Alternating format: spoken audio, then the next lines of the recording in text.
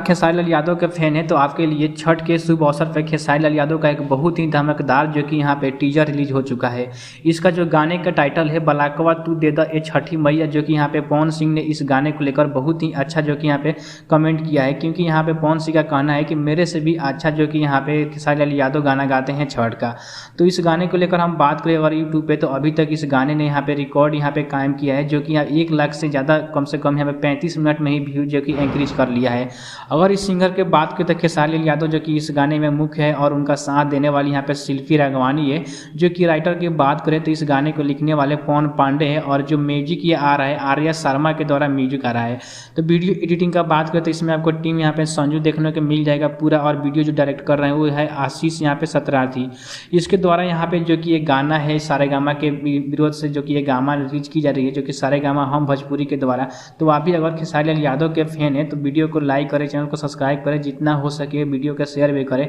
क्योंकि ये जो गाना है बहुत ही बजट में गाने बनाई गई है छठी मैया को लेकर। क्योंकि खेसारी लाल यादव का ये गाना आपको यहाँ पे सुबह यहाँ पे 8 बजे देखने को मिल जाएगा सारेगामा भोजपुरी पे। तो आप भी अगर खेसारी लाल यादव का फैन है तो वीडियो को जरूर लाइक कीजिएगा।